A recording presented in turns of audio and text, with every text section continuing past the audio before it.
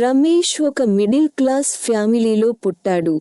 చిన్న ఇల్లు, నెల చివర డబ్బు సరిపోతుందా అనే ఆలోచనతోనే జీవితం మొదలయ్యేది. నాన్న చిన్న జాబ్ చేసేవాడు, అమ్మ ఇంట్లోనే కష్టపడేది. వాళ్ళ ఆశలన్నీ రమేష్ మీదే. కాలేజీకి వెళ్లేటప్పుడు పాత బైక్ స్టార్ట్ కాకపోతే నెట్టుకుంటూ వెళ్లిన రోజులు ఉన్నాయి. ఫ్రెండ్స్ చేతిలో కొత్త ఫోన్లు చూసి మనసు బాధపడినా నవ్వుతూ మాట్లాడేవాడు. పగలు అమ్మకు ఇంటి పనుల్లో హెల్ప్ చేసి, రాత్రి అందరూ నిద్రపోయాక చిన్న లైట్ వేసుకుని చదువుకునేవాడు. ఎందుకంటే టైం అతనికి చాలా విలువైనది.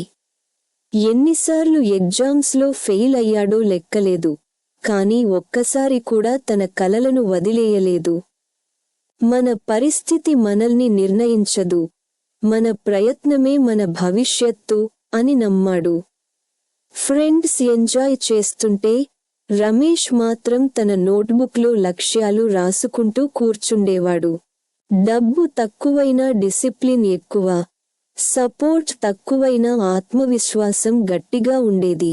ఒకరోజు జాబ్ ఇంటర్వ్యూ కాల్ వచ్చినప్పుడు చేతులు వణికాయి, కానీ గుండె మాత్రం వెనక్కి తగ్గలేదు. రిజల్ట్ వచ్చినప్పుడు పెద్ద ప్యాకేజ్ కాదు, కానీ కొత్త ఆశ పుట్టింది. మొదటి జీతంతో తనకేం కొనుక్కోలేదు. అమ్మకు చీర, నాన్నకు షర్ట్ కొన్నాడు.